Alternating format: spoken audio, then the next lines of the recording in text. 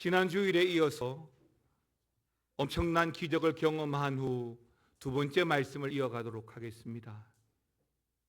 여러분, 하나님의 엄청난 기적을 경험하게 되면 평상시에 하나님을 잘 믿고 따르고 회개하고 그렇게 하는 것이 정상이고 맞는 겁니다. 더 신뢰하고 더 의지하고 더 충만하게 살아가는 것이 맞는 겁니다. 그런데도 신앙이 오히려 더 나빠지는 경우가 생기기도 하는데요. 예수님께서 말씀대로 죽으셨고 사흘 만에 다시 살아나셨습니다. 엄청난 기적이죠. 물론 감당하기 힘든 엄청난 기적이지만 이를 통해서 또 마땅히 돌이키고 정신 차려야 하는 것도 옳습니다만, 그런데 사람들의 반응은요, 거짓말이라고 합니다. 그리고 비아냥거립니다. 그래서 하나님의 엄청난 역사를 경험하면서도 오히려 더 악랄해지는 경우가 생기는 겁니다. 자, 그렇다면 하나님의 기적과 은혜를 경험하고 나서 우리 성도들은 어떻게 해야 할까요? 그 첫 번째 나누었던 말씀이 하나님 편에 서라라고 말씀을 드렸습니다. 하나님 편에 서야 한다. 즉, 두 단계의 말씀 중에 먼저 아합의 간점에 대해서 지난 주일에 말씀을 드렸는데요. 몇 단계가 있습니다. 처음 단계는 갈멜산 전쟁 전이었습니다. 그러니까 갈멜산 전쟁 이전이기 때문에 아직 전쟁도 일어나지 않았고 전쟁의 승패 자체를 알 수가 없다 보니까 아합은 엘리야와 심지어 여호와 하나님에 대해서도 적대적이었습니다. 두 번째 단계는 그 갈멜산 전쟁이 한참일 때인데요, 오전과 오후 엘리야에 비해서 바알과 아세라 선지자들의 신통치 않는 모습을 보게 됩니다. 소리를 지릅니다. 춤을 춥니다. 칼로 자신들의 몸을 자해까지 합니다. 난리도 그런 난리가 없죠. 이 광경이 뭐라고 했습니까? 파사흐, 절뚝거리는 모습 같더라라고 했습니다. 반면에 엘리야는요, 확신에 차 있죠. 차분했습니다. 열정이 있습니다. 그리고 그 열정적인 기도를 드린 직후에는 또 즉각적으로 응답을 받습니다.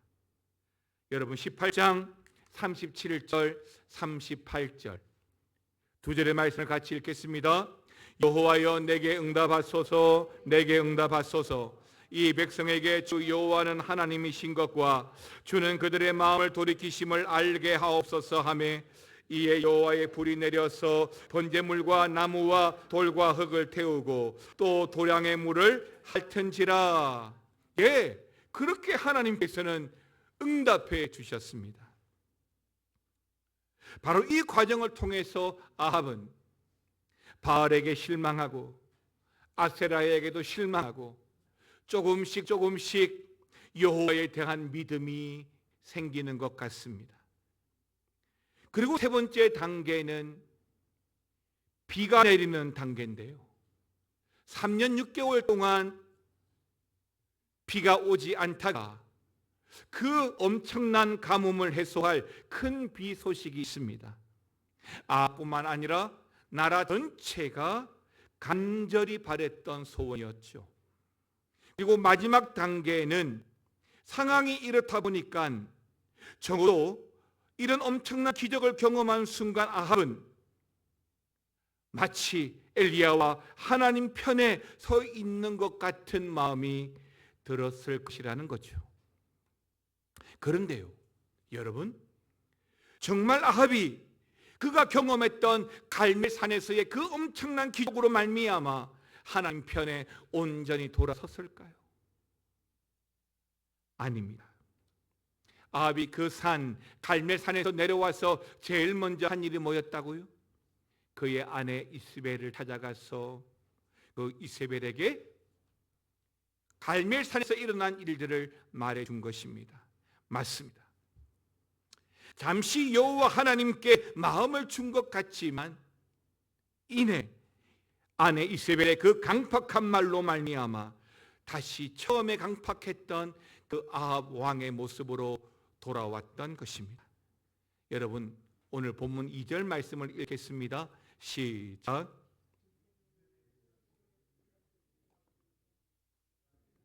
다시요. 2절 말씀 같이 읽겠습니다.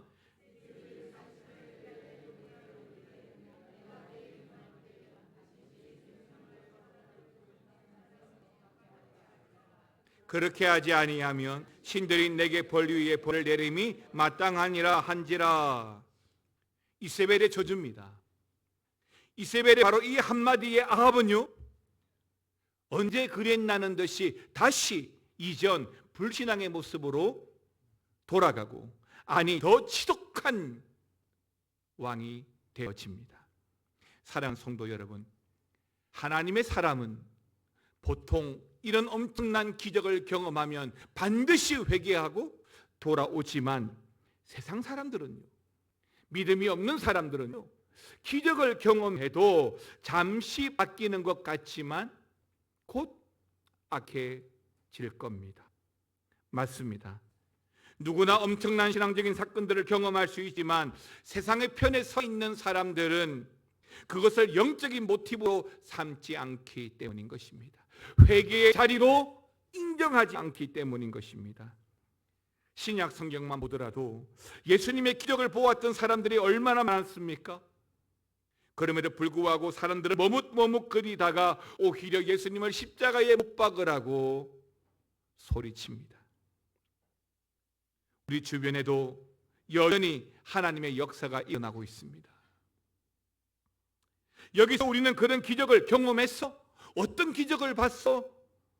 그런 경험보다 더 중요한 것은 내가 바로 그 사건을 통하여 하나님의 뜻이 무엇인지를 구했는지, 하나님을 인격적으로 만나는지가 중요하다고 믿습니다. 아니, 하나님이 이 사건, 이 기적을 통해서 나에게 원하시는 것이 무엇인지 그 사건을 경험하고 성경 말씀을 통해서 답을 찾아가는 것입니다. 우리 주변에서 하나님은 지금도 일하고 계십니다. 엘리야도 받고 아합도 받습니다. 그런데 아합은요, 잠깐뿐이었죠. 하나님의 기적과 역사를 경험할 때에 저와 여러분들은 영적인 눈을 크게 떠서 우리 하나님이 얼마나 우리를 사랑하는지를 깨닫게 되고, 언제나 하나님 편에 서게 되고 하나님의 뜻을 구하며 살아가야 하는 것입니다. 엄청난 하나님의 기적을 경험할 때 반드시 하나님 편에 서서 하나님의 뜻을 구하고 살아가시기를 주님의 이름으로 축원합니다. 두 번째는 나약해지는 엘리야입니다. 이 두 번째 말씀은 엘리야의 관점으로 본문의 내용을 볼 텐데요, 먼저 갈멜산의 그 기적 이후에 하나님의 마음을 모르고 다시 우상 숭배의 길로 접어든 아합의 이야기를 먼저 했다면, 그때 그 순간에 엘리야는 어땠을까? 그러니까 엘리야가 갈멜산을 경험하고 내려와서 강팍해져 가는 그 순간에 엘리야는 무엇을 했고 어땠을까? 라고 하는 것입니다. 그런데요, 의외의 반응을 우리가 보게 됩니다. 오늘 3절과 4절 말씀을 다 같이 읽겠습니다. 그가 이 형편을 보고 일어나 자기의 생명을 위해 도망하여 유다에 속한 부엘세바에 이르러 자기 사환을 그곳에 머물게 하고, 자기 자신은 광야에 들어가 하룻길쯤 가서 한 로뎀나무 아래에 앉아서 자기가 죽기를 원하여 이르되, 여호와여 넉넉하오니 지금 내 생명을 거두시옵소서. 나는 내 조상들보다 낫지 못하나이다 하고. 어떻습니까? 이 3절 4절 말씀 좀 쪼개어서 볼까요? 먼저 3절에 이 형편을 보고, 어떤 형편입니까? 갈멜산에서의 기적에도 불구하고 전혀 변하지 않는 아합과 이세벨의 형편을 보았던 것입니다. 그리고 생명을 위해 도망하여 결국 그리 시냇가로 도망하여 숨죠. 그리고 어디까지 갑니까? 브엘세바까지 갑니다. 즉 브엘세바, 남유다에 속한 최남단에 있는 브엘세바입니다. 북쪽 이스라엘에서 남유다 브엘세바 이르기까지 아합이 쫓아오지 못하도록 엘리야는 자신의 사환을 그 브엘세바에 숨깁니다. 그리고 더 나아가서 4절에 보니까 광야로 하루길 더 나아가서 어디에 이릅니까? 로뎀나무에까지 이릅니다. 여기서 우리는 무엇을 볼 수 있냐면 엘리야의 불안한 그 마음을 볼 수 있습니다. 거기서 뭐라고 하죠? 죽기를 원하여. 여기서 정말 의외의 반응이 나오는 겁니다.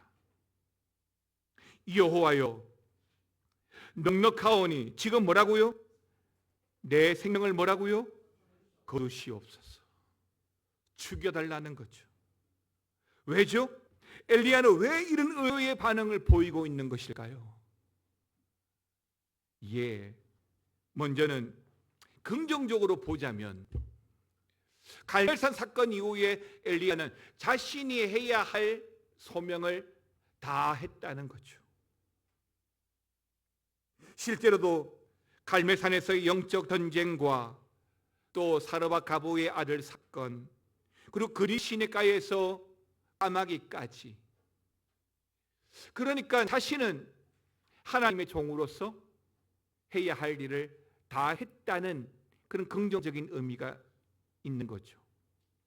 그런데요, 갈멜산 기적의 그 기점의 기적, 그러니까 비가 내렸고 바알과 아세라 선지자 850명을 쳐 죽였고 큰 비도 내렸고, 그럼에도 불구하고 여전히 쫓기고 있는 자신의 신세에 대하여 한계를 느꼈을 거라는 겁니다. 지친 거죠. 엄청난 하나님의 기적을 경험했는데 자기 자신을 돌아보니까 여전히 목숨은 위협을 받고 살기 위해서 도망쳐야 하는 자신의 신세. 어쩌면 엘리야는 이렇게 기대했을지도 모르겠습니다. 3년 6개월의 가뭄, 큰 비, 갈멜산에서의 전쟁, 그 이후에 북이스라엘이 하나님 앞에 무릎 꿇고 즉각적인 회개의 운동이 일어나고 전국적으로 우상을 타파하고 왕과 왕비의 변화가 일어나기를 기대했을 것입니다. 당연히. 왜죠? 엘리야만 본 경험이 아니잖아요. 아합도 봤잖아요. 이스라엘 백성들, 많은 백성들이 보았잖아요. 그런 회개 운동이 일어나야 되는 거잖아요. 그런데 그 갈멜산에서 이스라엘의 개선 장군처럼 왕의 마차보다 더 빠른 속도로 성으로 돌아왔는데 오히려 왕비 이세벨의 한마디, 곧바로 상황이 역전되는 것을 보면서 엘리야는 더 낙심하고 좌절했을 겁니다. 그리고 이런 상황을 18장 이후부터 19장의 말씀을 보게 되면 충분히 그래, 나도 그랬겠다 싶은 낙심의 순간들이 많습니다. 그럼 여러분, 도대체 하나님은 이 큰 역사에 엘리야를 불러 사용하시고 왜 이런 상황이 그냥 일어나도록 내버려 두고 있는 걸까요? 우리는 종종 그런 말 하지 않습니까? 도대체 왜 이런 상황이 지속이 되고 하나님은 왜 이런 악들을 세상에 내버려 두고 계시는지. 누구보다 하나님을 열심히 믿고 살았는데 좋지 않는 상황은 하나도 편하지 않는 거예요. 여전히 불행하다 느껴지고 여전히 몸은 아프고 여전히 하는 일은 잘 안 되고. 그러나 여기에 답변이 있습니다. 대답이 있습니다. 두 가지의 전제가 있는데요. 전제 하나는 하나님은 세상에 대해서 반드시 심판하신다는 겁니다. 또 하나의 전제는, 그러나 이스라엘과 아합처럼 이들의 죄악에 대해서도 하나님은 허용하십니다.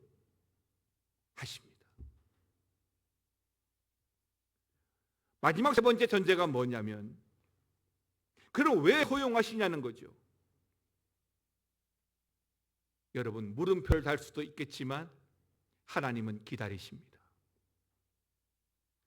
심판이 반드시 있겠지만 그들 역시 돌아오기를 원하시는 분이 바로 우리 하나님이라는 사실을 여러분 믿으셔야 합니다. 요나의 사건을 통해서도 우린 이런 하나님의 마음을 잘 알 수 있는데요. 니느웨에 간 요나의 불평이 뭐였습니까? 니느웨 사람들은 이스라엘을 멸망시킨 나라였죠.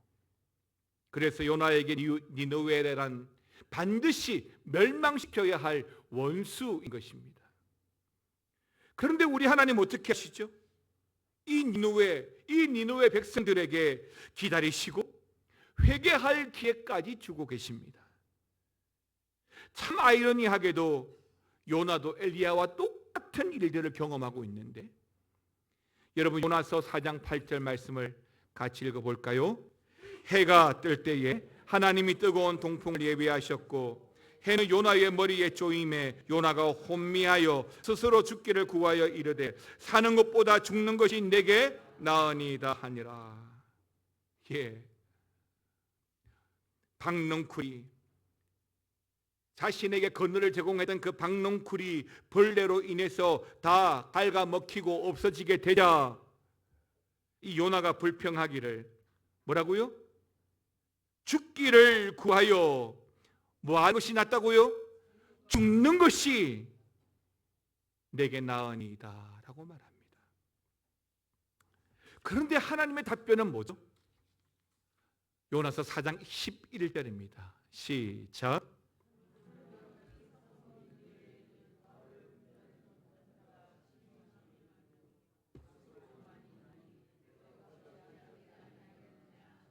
아멘입니다. 그렇습니다. 하나님이 요나에게 주신 답변이에요. 여러분, 우리 시대에 니느웨도 있고요, 아합도 있고 이세벨도 있을 겁니다. 이들은 분명히 하나님과 상관없고 또 악하기는 너무 악한데, 근데 돈도 많이 벌고 사는 것도 너무 잘 살아요. 반대로 우리는 하나님을 잘 믿는데도 여전히 삶이 팍팍하고 힘들고 지칩니다. 그러나 여러분, 우리 하나님은 기다리시는 줄 믿으시기 바랍니다. 하나님은 지금도 긍휼을 베풀고 계시고 그 니느웨 아합 이세벨이 돌아오기를 원하십니다. 자, 그러면 우리잖아요. 우리 이세벨 사실 나하고 상관없어요. 니느웨 사실 나하고 상관이 없어요. 우리 이제 우리는 어떻게 해야 되죠?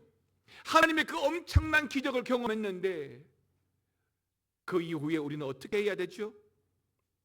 여러분, 갈라디아서 6장 9절 말씀 읽겠습니다. 우리가 선을 행하되 낙심하지 말지니 포기하지 아니하면 때가 이름에 거두리라. 여러분, 선을 행하되 낙심하지 말아야 합니다. 우리가 하는 일이 주님 보실 때 선한 일이다, 그러면 낙심하지 말라는 거예요. 지금 내가 하고 있는 일이 주님의 뜻이다 라고 믿는다면 여러분, 주어진 일로 낙심하지 마시기 바랍니다. 정말 주님 보고 여러분들이 충성하고 순종하고 있다면 낙심하지 마시기 바랍니다. 왜? 때가 되면 반드시 거두리라고 약속하셨기 때문입니다. 엘리야가 선한 일을 했음에도 불구하고 세상이 바뀌기는커녕 더 이세벨과 아합이 득세하고 더 악의 세력들이 득세하고 있습니다. 그럼에도 불구하고 엘리야는 그 선한 일을 포기하지 말아야 한다는 것입니다. 사랑하는 성도 여러분, 우리의 선한 마음과 선한 행동을 하나님께서 다 기억하신다는 사실을 믿으시기 바랍니다. 때문에 우리가 어떤 순간에도 어떤 사람을 만나더라도 더 담대하고 더 의지하고 더 강하고 더 힘있게 살아가야 할 줄 믿습니다. 때때로 어린아이들의 신앙이 두려워요. 어린아이들이 겁이 없을 때가 있어요. 심지어 나쁜 일을 했는데도 겁이 없을 때가 있어요. 뒤에 자신의 아빠가 있을 때, 그 사실을 알고 있을 때 말이죠. 여러분, 우리 성도들이 살아갈 때 눈에 보이는 사건으로 말미암아, 사람들로 말미암아 낙심되고 힘들 때가 분명히 있겠지만, 우리 아버지 하나님이 우리와 함께 하고 있다는 그 사실을 내가 믿고 있다면 어떤 상황에도 순간에도 낙심하지 않고 온전히 하나님 의지하고 그 하나님의 도우심으로 힘있게 살아가시기를 주의 이름으로 축원합니다. 여호수아 1장 7절에 이렇게 말합니다. 오직 강하고 극히 담대하여 나의 종 모세가 내게 명령한 그 율법을 다 지켜 행하고 우로나 다로나 치우치지 말라. 그리하면 어디로 가든지 형통하리니. 1장 6절 다 주신 말씀이죠. 1장 6절의 말씀은 뭘까요? 내가 모세와 함께 한 것처럼 너와 함께 할 것이라는 말씀이에요. 때문에 오직 강하고 담대하여 자로나 우로나 치우치지 말고 담대하라라고 말씀합니다. 그리고 선한 일을 행하는 동력자들, 선한 동력자들과 힘을 모으고 함께 해야 합니다. 여러분, 주님의 일은요, 독불장군 없습니다. 내가 아니면 안 돼, 그런 거 없어요. 주님의 일은 같이 하는 거예요. 무겁고 버거운 일도 함께 하는 거예요. 우리 교회가 교육관 건축을 하다 보니까 본의 아니게 드러나지 않는 잡일이 너무 많아요. 그런데 성도들이 힘을 모아서 의자 하나 나르고 걸레 한번 잡고 별것 아닌 것 같지만 주의 일을 할 때는 그렇게 힘을 모으고 함께 할 때 하나님의 역사의 힘을 더 많이 경험하게 되는 겁니다. 전도서 4장 12절 같이 읽어볼까요? 한 사람이 패하게 끄니와 두 사람이면 맞설 수 있나니 세 겹줄은 쉽게 끊어지지 아니하느니라. 할렐루야. 한 사람이면 무너질 수 있습니다. 두 사람이면 할 수 있어요. 세 사람이면 용맹해지는 거예요. 주의 일도 그렇게 하는 거예요. 여러분, 혼자 하게 내버려 두지 마십시오. 같이 하자고 하십시오. 주의 일 같이 하는 겁니다. 그것이 교사의 일이든 청소의 일이든 밥을 하는 일이든 뭔가를 나르던 일이든 같이 하는 거예요. 49세의 영국인 존 델렌이라는 사람이 있습니다. 존 돌렌. 40년 동안 알코올과 마약 중독으로 노숙자의 삶을 살아온 사람입니다. 희망도 미래도 없죠. 그저 주어진 하루하루를 살아갈 뿐이었습니다. 그런데 하루는 함께 노숙하는 다른 동료가 뜬금없이 강아지를 한 마리를 맡기는 겁니다. 키우기가 버겁다는 거예요. 존 돌렌은 응급결에 이 강아지를 받긴 했지만 버럭 겁이 났습니다. 내가 약물 중독으로 혹시라도 감옥에 들어가게 된다면 이 강아지는 어떻게 되는 거지? 그래서 돌레는 그때부터 마약을 끊고 음식을 사 먹기 시작합니다. 점점 그의 생활이 바뀌게 되면서 다시 건강한 체력이 또 삶에 대한 의지도 돌아왔습니다. 그리고 틈틈이 그 강아지 그림을 그리기 시작했는데 지나가던 사람들이 이 돌레네 그림을 보고 호기심을 가져서 한두 장 돈 몇 푼에 사가기 시작합니다. 그러더니 3년이 지나고 존 돌레는 더 이상 구걸하지 않고 이제는 당당하게 자신의 그림을 팔아가며 살아가는 화가가 되어 있습니다. 그의 첫 전시회는 정말 크게 성공해서 당시에 전시된 그림이 다 팔려나갔고 지금도 그의 강아지 그림 한 장에는 5,000불, 그러니까 이게 19년도의 일이니까 지금 훨씬 더 올랐겠죠.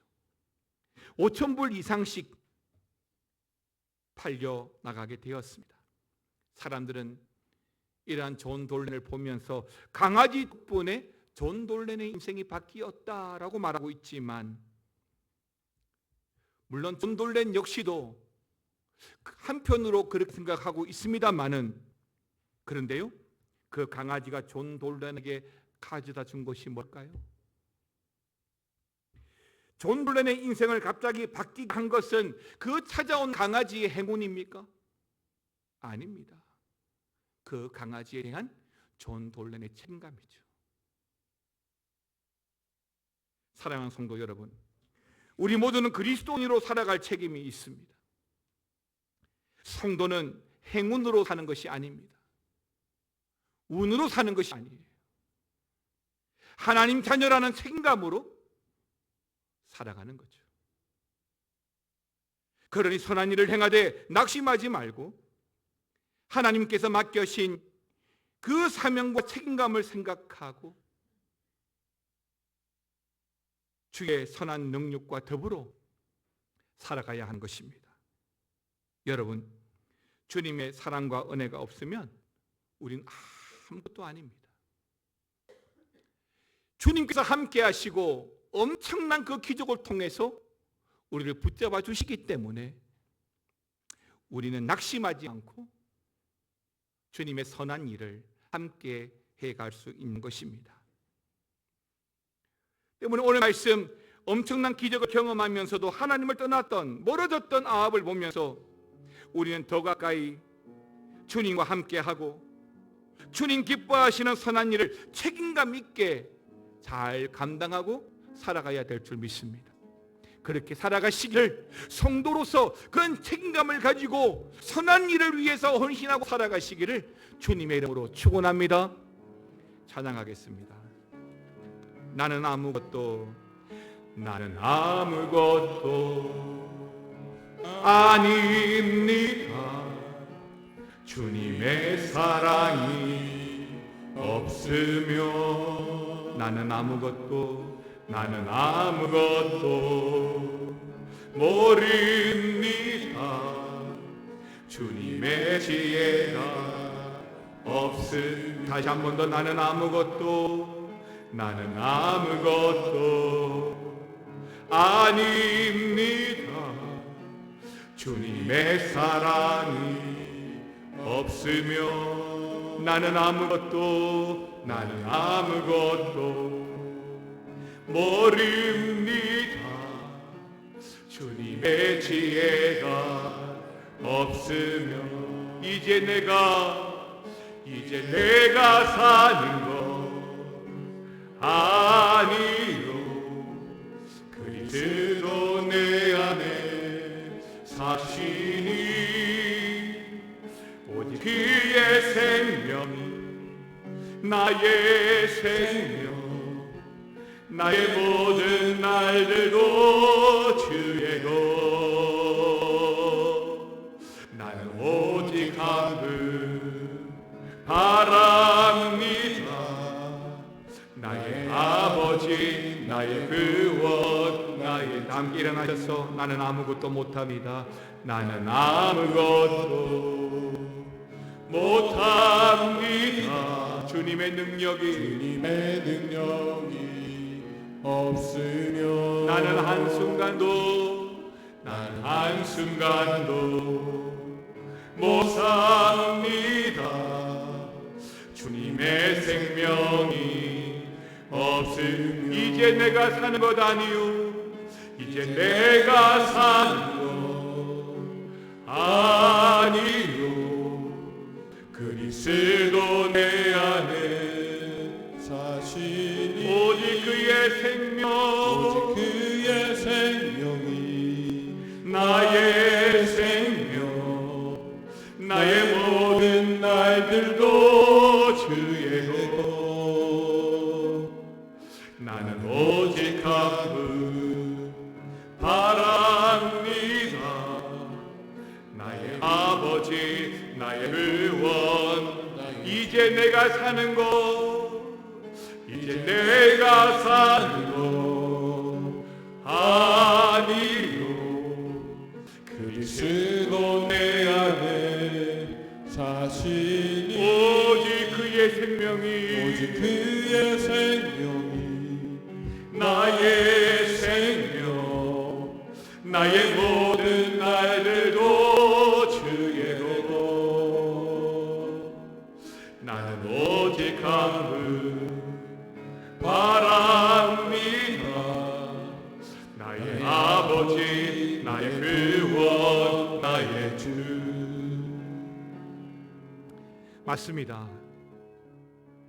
하나님이 아니면 나는 아무것도 아닙니다. 하나님의 사랑이 없으면, 하나님의 능력이 없으면 나는 아무것도 못합니다. 그래서 하나님 우리와 함께 하시고 엄청난 기적과 역사로 우리를 돌보시는 줄 믿습니다. 하나님, 엘리야처럼 때때로 실망할 수도 있습니다. 감당이 안 될 어려움을 당할 수도 있습니다.